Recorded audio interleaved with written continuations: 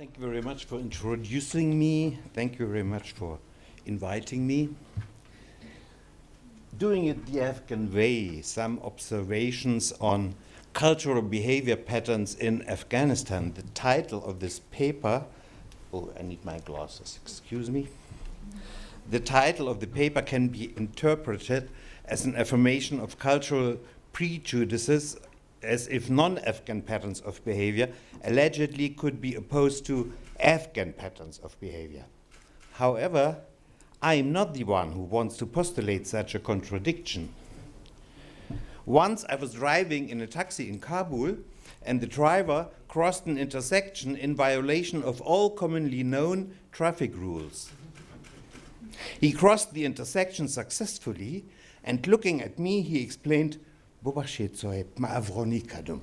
"Excuse me, sir, I made it the Afghan way." This was not the only time that I heard the expression "Avroni kardan," do it the Afghan way, in Persian, or "Avroni kavel" in Pashto when traveling in Afghanistan. Hence, one can conclude the idea of doing something the Afghan way expresses a domestic point of view. If this idea stands for a particular prejudice, this is not only a Western prejudice, but an Afghan prejudice as well. Prejudices can be damned or demonized, but they exist, and they must be seen as belonging to social and cultural reality and being part of it. Before starting to describe and explain my observations on cultural patterns of behavior in Afghanistan, I would like to say a few words about myself and about my position when traveling in Afghanistan. I'm a scholar at Berlin Humboldt University, and I do research on languages and cultural anthropology of Afghanistan and some neighboring regions in Iran, Pakistan, Tajikistan, Uzbekistan, and even Turkmenistan.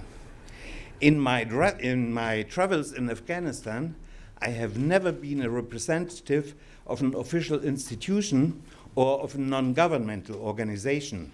Usually, I travel individually with the help of Afghan friends, of course. I travel like Afghans travel. And I almost never sat into one of these big bulletproof jeeps in which most foreigners usually travel over the country in Afghanistan.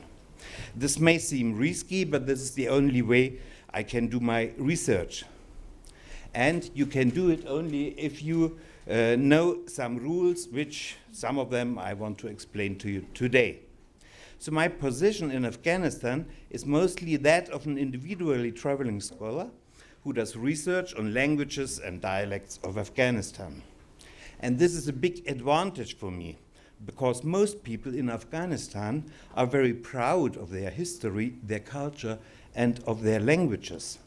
When I explained to them that I came to a certain region in order to study the language which is spoken there, people can understand that. This is important. They must know what you want from them.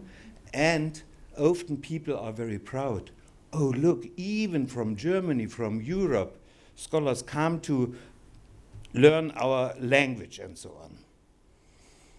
Anyway, I've never experienced any noticeable resentments or hostility against my research project. The opposite is true.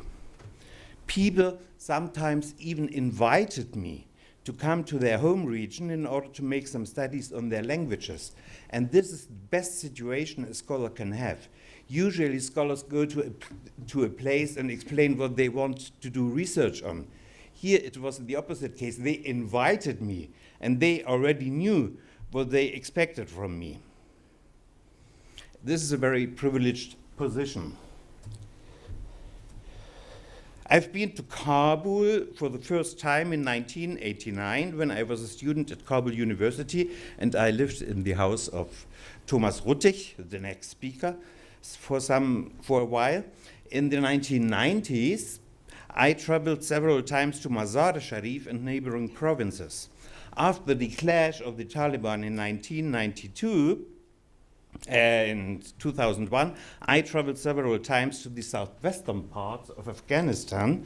This is the main region of settlement of the Baloch people, who speak one of the minority languages of Afghanistan. They had invited me to develop and implement a writing system for their language, and as a result, we issued the first dictionary of the Baluchi language as spoken in Afghanistan. During the last decade, I carried out long-term projects on the study of linguistic behavior in various parts of Afghanistan. For this project, I made research in the northwest of Afghanistan, in central Afghanistan, mostly in Bamiyan, in the west of Afghanistan. Due to security reasons, I could not visit many places that I would have liked to visit for the mentioned project. This was mainly some Pashto-speaking regions in the east and northeast of Afghanistan, so the big gap.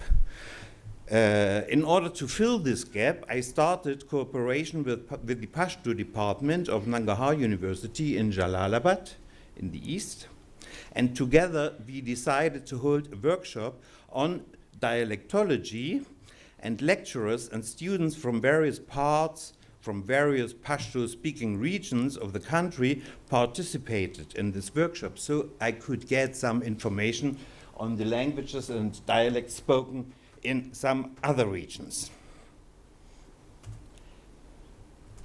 Yeah. In all my travels in Afghanistan, I followed a pattern of behavior that can be attributed a key meaning, although it seems very simple and universal. In the widely known words of a Persian poet, this rule of behavior, you can see it here, sounds, if you don't want to embarrass yourself, be like society. This means dress like the others, behave like the others. For me, this rule had external and internal meanings. External means that I always wore traditional Afghan clothes called pirahan tumban. When doing field work, I even try to wear the typical headgear of a particular region because this may differ from one region to another region. Only when I go to Kabul University, I wear Western clothes called dreshi in Afghanistan, like this. I know that traditional clothes are not welcome at Kabul University. This is a historical question. In the 1920s, King Amanullah introduced Western clothes for all state officials, and this rule is still obeyed at Kabul University. As you may have seen on the pictures, I usually grow a white beard when I travel to Afghanistan. This helps me to appear as an elder man who should be met with respect. More than once, I was dressed as Haji Soeb, Mr. Haji. This term is used for addressing unknown elder men. It is really an advantage to be aged in Afghanistan. You might want to accuse me of concealing my identity in order to appear as somebody else. The opposite is true. When I meet somebody in my travels, I always openly explain who I am and why I came to their place. And I know very well that in Afghanistan it's almost impossible to fake someone's identity. Or as a poet put it, however you dress, I recognize you by your graceful gait. So the fact that I dress the Afghan way is never seen as an attempt of hiding my identity. Otherwise, I wouldn't have received as gift so many local pieces of clothing. Some people even said that they feel proud that even a foreign guest estimates the advantages of their clothes. Do not forget that the style of clothing is more than a question of fashion or ethnic identity. It is also a question of religious rules of behavior, a question of shame and prudency. For my research, the way of dressing even had a direct methodological importance. Once I was accompanied by two lecturers from Balkh University to Holm in the eastern part of Balkh province.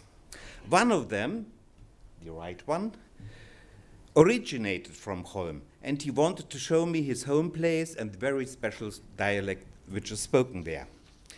The one who originated from Holm was dressed the Western style, as you can see. Obviously, he wanted to show his neighbors that he is working at the university and how far he had come in Mazar Sharif. When we were sitting in Holm in a private guest house, I realized that our local informants spoke the urban way, as people used to speak in Mazar Sharif. I asked them, is this really the way you talk to your at home to your family or to your neighbors? One person replied, how can we dare to speak the local dialect if one person in the room is dressed so officially? That means in the Western style. That day I learned clothes make the man, not only clothes make the language as well. In Afghanistan, dress style is more than just a question of fashion. So, I know that as a researcher, I have much more freedom in creating my personal appearance than most representatives of official organizations or NGOs. Nevertheless, I'm convinced that this rule of behavior can guide you at least to a particular extent. I just mentioned the expression, no, I didn't mention it, foreign guests in Afghanistan. This brings me to the very wide and very sophisticated field of Afghan hospitality. Imagine the following situation. You are in Kabul and you want to take a taxi to the hotel. The taxi driver has understood where to carry you and you ask for the price. The taxi driver says, parva nadorat, shuma da kishvar ma mihman hastid. Az shuma paisa namigiram. It doesn't matter. You are a guest in our country. I don't take money from you. Now you think about how to behave in this situation. If you agree to the offer, the taxi driver will most likely carry you to the destination without asking for money. Perhaps he will mention on the way how many children he has, hoping to get some alms or so. You interpret this as an evidence of legendary Afghan hospitality. As a well-educated and responsible Western citizen, you will not accept the offer of transportation free of charge. After a few more exchanges of words, the taxi driver finally tells you the taxi fare. You agree. Later on, you will find out that the taxi driver has taken 3 times more than was the usual fare from this place to your hotel. As you can see, it's not so easy to be a guest in Afghanistan. Afghan hospitality is very ritualized and it is truly legendary. Hospitality is considered a religious duty. In fact, people believe that a guest comes from God. And even persons who otherwise appear less pious have deeply internalized the tradition of hospitality.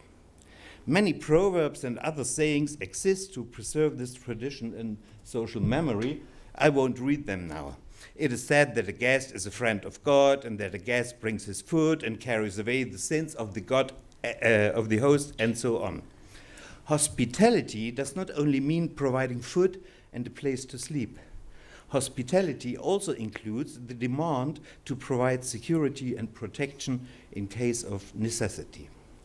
When I was invited to Zaranj in southwestern Afghanistan to help the local Baloch people implementing a writing system for their minority language, a Baloch convoy of 3 cars came from Zaranj to Quetta in Pakistan.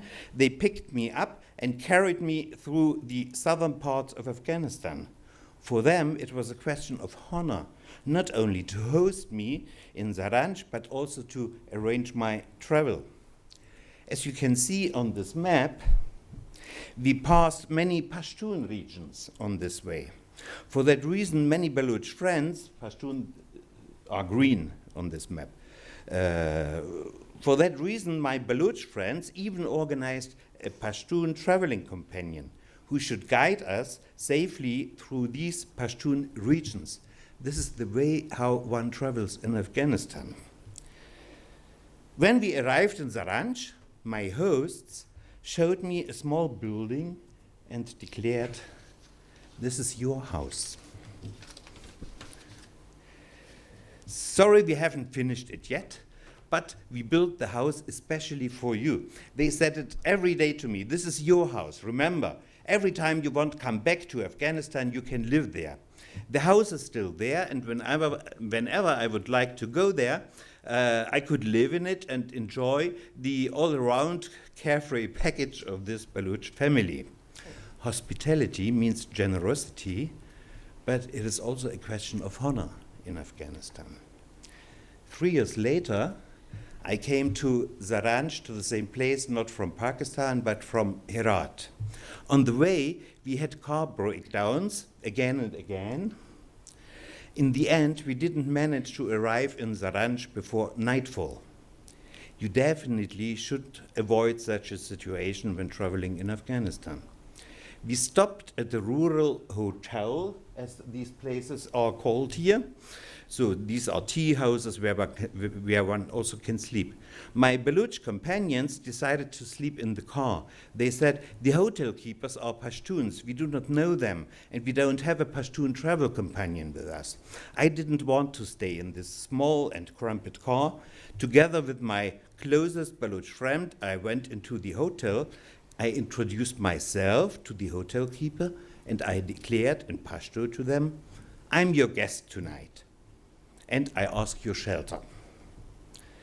We drank tea, and we had an interesting conversation that showed us that we have some common enemies, what is always a good basis. Everything went very well. The next morning, I left some money for the tea and for my sleeping place. Later in Zaranj, people said to me, "Where did you sleep?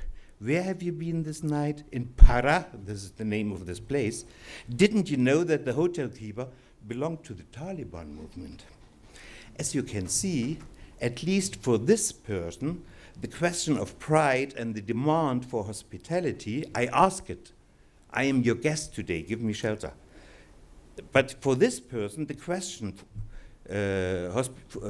this request for hospitality was a question of pride, and it was more important than possible hostilities towards foreigners.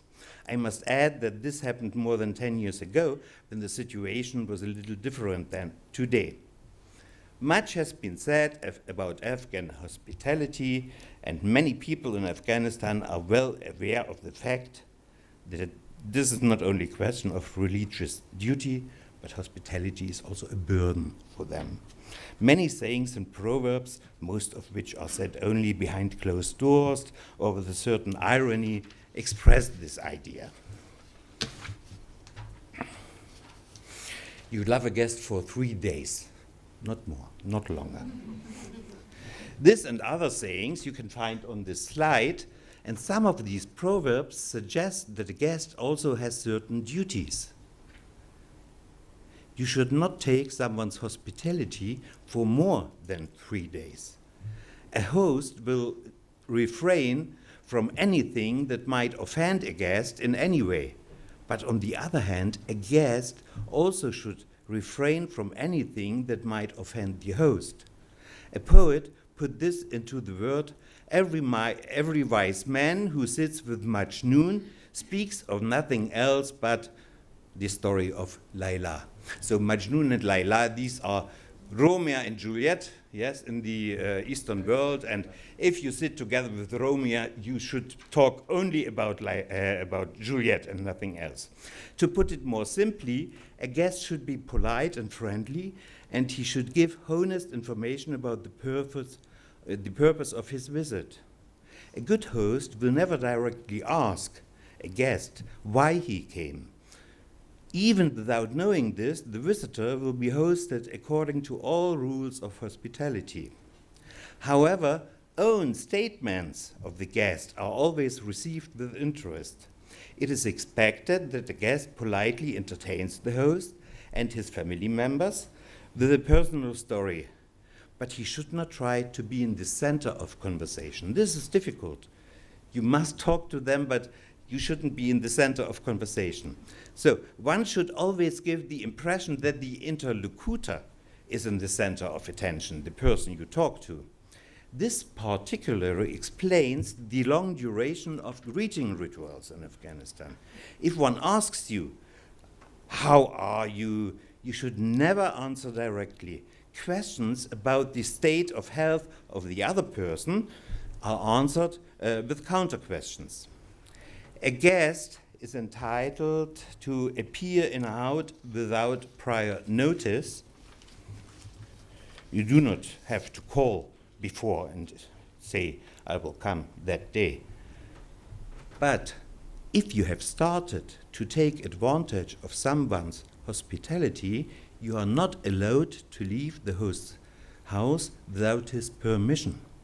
A guest must give the host ample opportunity to demonstrate his hospitality. The typical wording for the departure is therefore, "May I leave now?" Banquets with numerous guests are not always altruistic. They are a good opportunity for the host to spread his opinion in society, because hardly anyone will dare to contradict to the host in his own house. A poet put this into the words, "Whoever you sat at the tablecloth with, you are committed to serve." For this reason, one should carefully think about whom one visits, because obligations can arise from hospitality. Generally speaking, banquets are a very effective way of public opinion formation and of networking. Local elders and men of influence regularly invite people of their village to lunch. We have good reason to regard this as a form of strengthening their power and influence. But we should not forget that alms and generosity, sakhawat, as it is called in Afghanistan, are a central demand of Islam, and that such banquets are a form of generosity. It is a matter of generosity on the way of Allah, such banquets, and they are clearly distinguished from showing off and pomposity. People know how to make the difference. Wealthy merchants organize charitable meals for poor persons in mosques, sometimes attended by several thousand people in Kabul, Mazar-e-Sharif, and other places. This is such a meal in Mazar-e-Sharif. The names of the persons are well known, and one can regard such activities as a form of increasing publicity and strengthening social influence. But in the eyes of the fat persons, these activities are a sign of piety and godliness.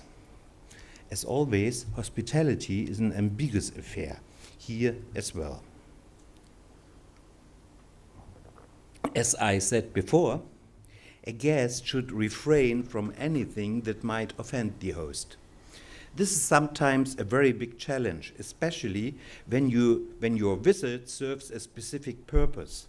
In my linguistic research, I am always dependent on being brought to and accompanied to a particular region by my hosts.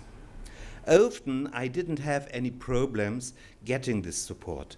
But when my hosts every day said, "We will go there tomorrow," the next day they also said, we will go there tomorrow, I understood that I cannot insist on my request. I enjoyed their protection as long as I was there, and the hosts were responsible for me and for my undertakings. In some way, the guest is at the mercy of his host, and he should know that. This brings me to another question. As I said, my hosts in Nimruz, in Zaranj, sometimes postponed a planned trip every day. Over time, I have learned that they did not want to take responsibility for my protection, but they did not dare to say that openly. Many would interpret such behavior as duplicity. Nothing is as simple as it seems. As you know, a host should not say anything that might offend the guest. They would never say no to me. This would have offended me in their eyes. But after a while, I learned to distinguish when the word yes means yes and when it means no. Again, I would like to quote a poet who says, the peacemaking lie is better than the discord-making truth. Please understand me correctly. This advice of a wise poet is not a free right to lie. It is rather a guideline to understand someone else's words correctly. And it is by no means a call for duplicity. Norms of behavior, or adab, as it is called in Afghanistan, are a very important point of Islamic education. In books like the right one, you will find verses which I have quoted today. At the first level, children learn the Arabic script and to enable them to declaim the Holy Quran, and at higher levels, children are trained in the rules of behavior, and the way of speaking plays a very important role in it. In the middle of this slide, you see an extract from a school book that was used by Mujahideen during their war against Soviet invasion, and this chapter deals with the rules of good behavior, and at the end it says, "Oh brother, if you have perfect wisdom, speak to the people in a gentle and sweet tone." Another poet put this into these words: "Smart people do not talk dirty or rough. For the soft speech, the tongue was made boneless." To make a long story short, the question of truth and lies must be seen in the context of all these rules of behavior. In spite of all this, a given word must be kept, or madira qawlast, as they say in Kabul, or kaul kaulint, as Baluch people say. Keeping a promise is a question of honor and reputation. Keeping one promise is a question of good behavior as well. Hence, you should carefully think about what to promise and who to promise something. And this brings me to the last point. Once a local elder came to the house where I was living for many weeks in Zaranj in southwestern Afghanistan, and this person, in fact, was the tribal chief of my hosts. This person had about 100 prayer mats in his car. I asked him, "Why do you need so many prayer mats?" He explained to me that he had bought these prayer mats for a friend who is the security chief of the neighboring province of Farah. This security chief of Farah had completed the pilgrimage to Mecca, and according to the custom, a pilgrim should bring some presents and souvenirs to his family and friends. But the security chief of Farah didn't want to bring these 100 prayer rugs from Mecca, and he asked the tribal chief of my host family to buy some prayer mats in Iran for him. That was the reason why this person had 100 prayer rugs in this car, which he would deliver to Farah later.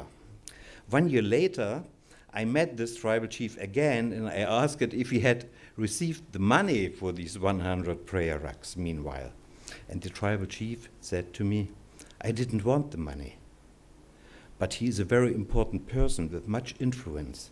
One day I will need him, and he will remember what I have done for him and that I kept my promise."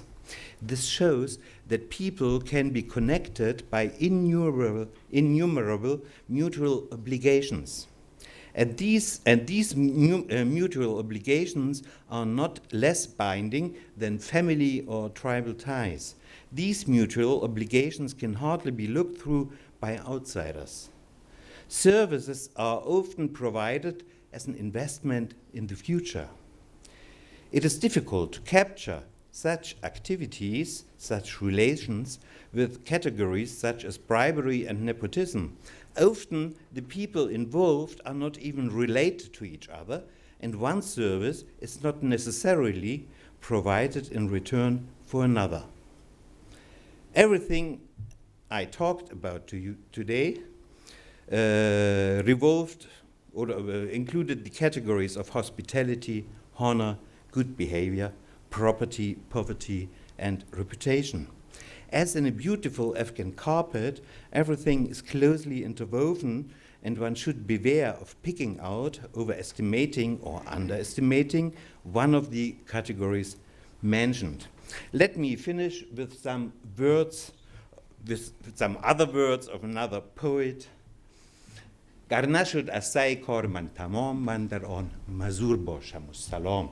If, despite all my efforts, I haven't accomplished my task, well, forgive me. That's all. Thank you very much for your attention.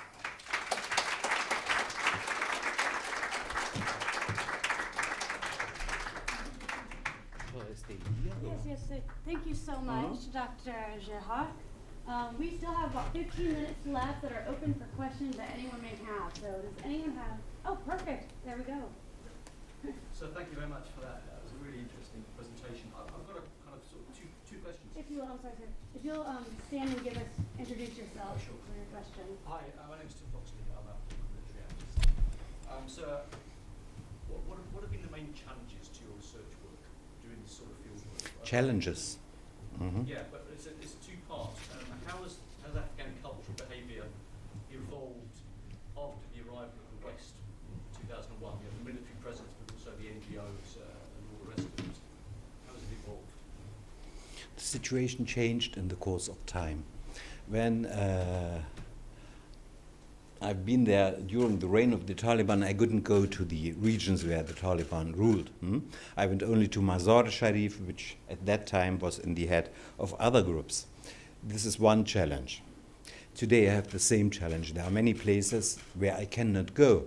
That's why I made this workshop, to bring the people from these places to me and listen to their speech. So this is one challenge which still exists, and the other challenges, I learned to handle them. I've learned that you cannot travel alone. This is not France or Italy, where tourists can travel alone. This is Afghanistan. If you want to go to a certain place, you need a person from this place who brings you there, who introduces there. I'm not talking about going to Herat or Mazar-e-Sharif or Kabul.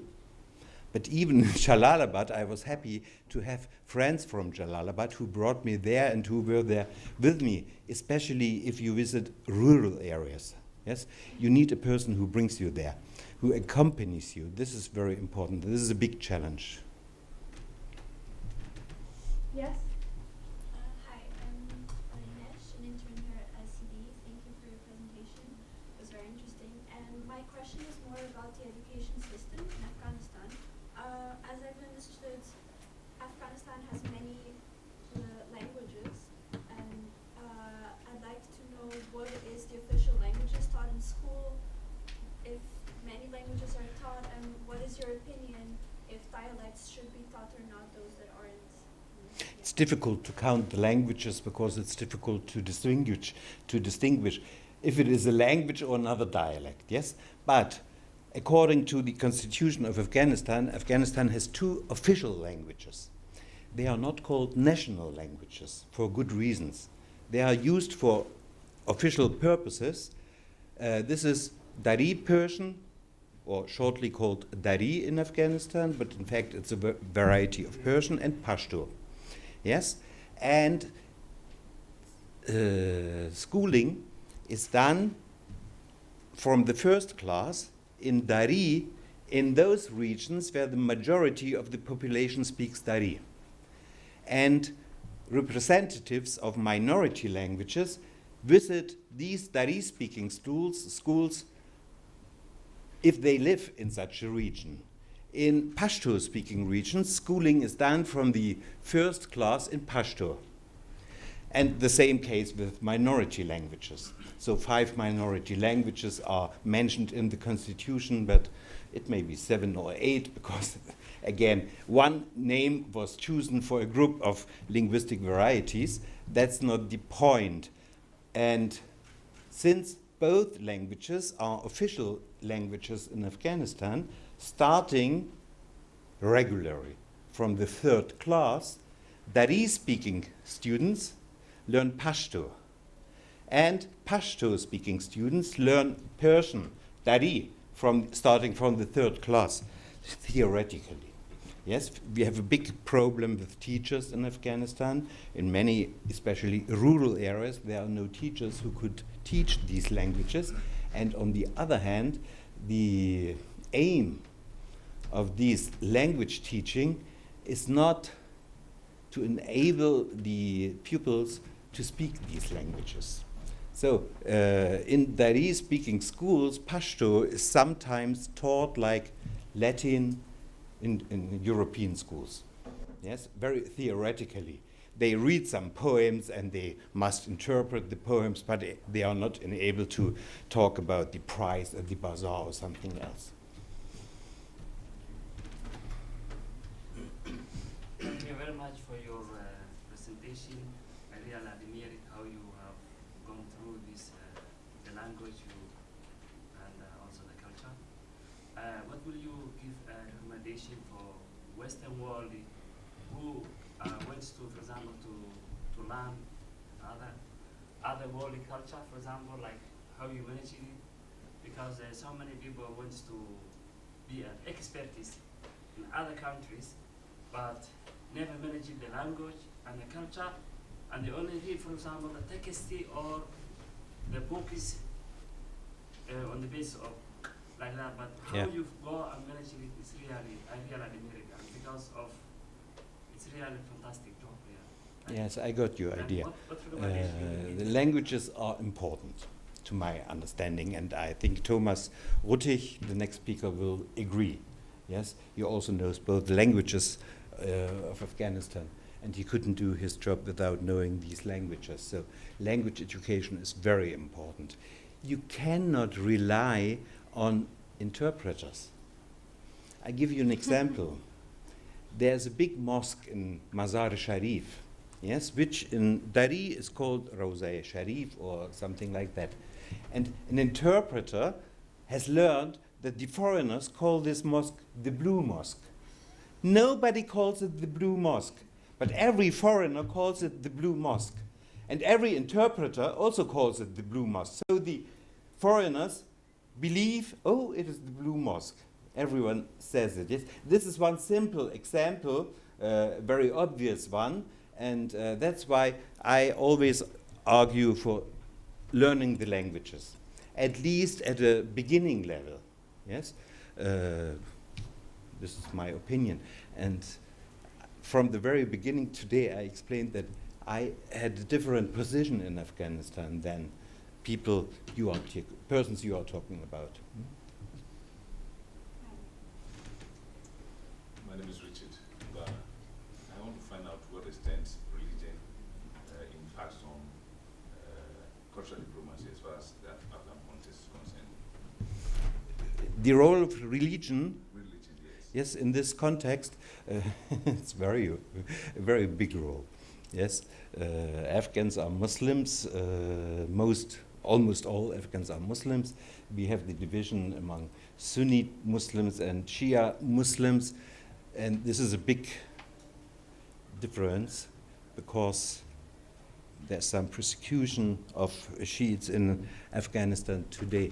But the religion is the basis of everything.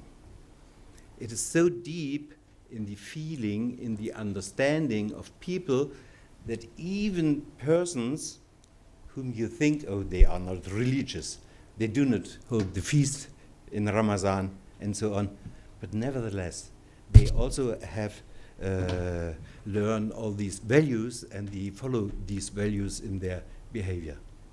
It's an overwhelming role, religion.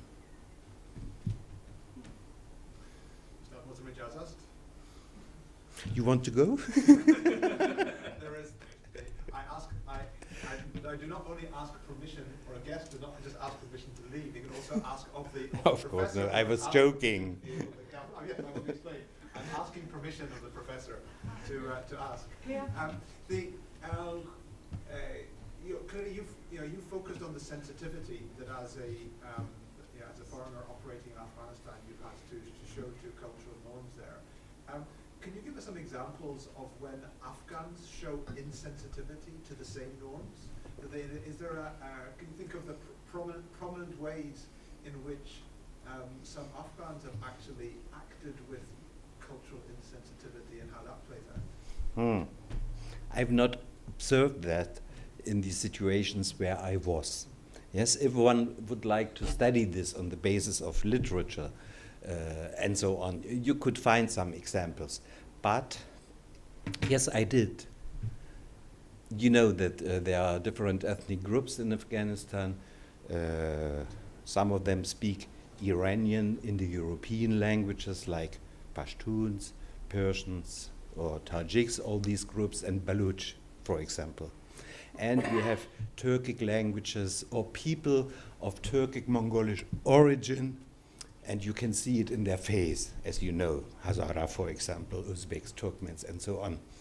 And one day, when I was living in this guest house with this Baluch family, one Baluch brought a Hazara guy to this house. They did everything they had to do to be a good host for them. But still, since I was living there, the next day they were talking, don't bring such people again. So they also followed the rules, yes? This is what I have seen in this relation. They followed the rules. Two back there. Thank you very much for your presentation, Mr. Lutz here at ICD. Before you went to Afghanistan, what were your perceptions? How did you perceive Afghanistan or Afghani people? And once you started visiting Afghanistan and coming in contact with, getting in touch with the Afghani community, how did those perceptions change? Or how did you suspend your, were the judgments suspended? For the first time, I went to Afghanistan in 1989. I studied from 1980 and made my degree at the university in 1985. So 4 years later, when I was a postgraduate student working on my PhD thesis, I went to Afghanistan for the first time, and this time to Kabul. Of course, I knew Afghanistan only from books, from literature, and from Afghan friends. Yes, and I also had some Tajik friends from Tajikistan, Iranian friends, and so on. So this was my preparation for the first visit. And at that time, it was really very difficult because it was war in Afghanistan as it is today, yes, and I've learned to arrange with the situation of war in Afghanistan. But the first thing I've learned in Afghanistan is that these people have so much humor. They have so much humor. They are laughing always, and the situation is hard for them, but nevertheless they are joking, they are telling stories. I could have told stories to you today, yes? This would have taken too much time to entertain each other. So this was a big surprise for me and a big change in my perception of Afghanistan. And we still have 2 more minutes, so I'll handle this one. My name is Shai. I'm from Afghanistan. I'm really glad to have you here, and thank you for the presentation. I would like to say it was like amazing. Yeah, and I was amazed by the poets you mentioned. So my question is that have you been to Afghanistan recently, and did you notice the conflicts going on because of the language diversity, and as a language, as you always state your conversational languages, do you see a solution for that in the future? How to bring all those people with different mindsets together, like you mentioned the Hazara guy inside the village person. So do you see any bright future for that, and would you recommend any solution for that? Thank you. Thank you for the question. I deal with linguistic behavior, not only with the languages, but how people behave linguistically. Yes, and as far as Hazara are concerned, for example, I made the experience they speak difference in central Afghanistan against Hazara in Mazar-e-Sharif, Kabul, and other places. Yes, when they go to Iran as migrants and when they come back to Afghanistan, they speak, they speak another different way. So I've learned that the way of speaking is an interesting object for study, but it's not an object for politics. For political reasons, you can use the language to show everything. Yes, many want to show that the Hazara, have many Turkish and Mongol words. Yes, but on the other hand, the Hazara use some old Persian words which are not used by the Tajiks or other Persian-speaking groups in Afghanistan, like Sareshir, yes, and so on. It's difficult. You can show everything if you have the political intention to do so. Well, thank you so much. We thoroughly enjoyed your speech. We'll give another warm round of applause.